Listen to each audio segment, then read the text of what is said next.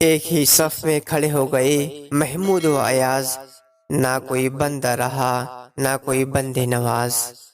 جناب صدر اور معزز سامعین، اسلام کے بنیادی ارکان میں سے حج بھی ایک اہم رکن ہے۔ حج کے لغوی معنی قصد اور ارادہ کرنے کے ہے۔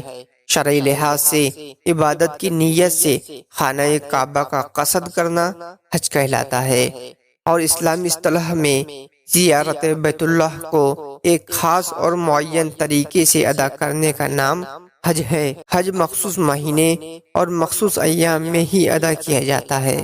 ارشاد نبوی صلی اللہ علیہ وسلم ہے کہ جو کوئی اللہ کے حکم کے تعمیل میں حج کرتا ہے اور دوران حج فسق و فجور سے باز رہتا ہے، وہ گناہوں سے اس طرح پاک و صاف ہو کر لوٹتا ہے گویا ابھی ماں کے پیٹ سے پیدا ہوا ہے۔ حج فرض کر کے خدا نے اولاد آدم پر ایک بہت بڑا احسان کیا ہے کہ اس کو گناہ گاروں کی بخشش کا ذریعہ بنا دیا ہے۔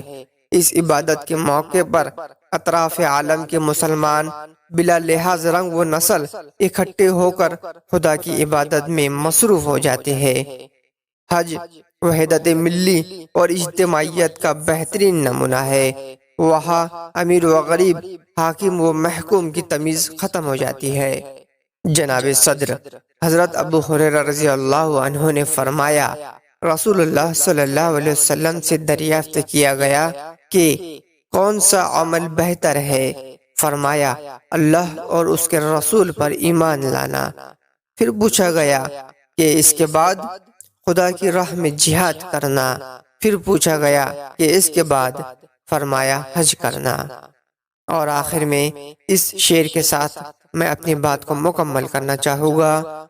تیرے گھر کے پھیرے لگاتا رہوں میں، سدا شہر مکہ میں آتا رہوں میں، حرم میں حاضر ہوا بن کے مجرم، یہ لبیک نعرہ لگاتا رہوں میں، یہ لبیک نعرہ لگاتا رہوں میں۔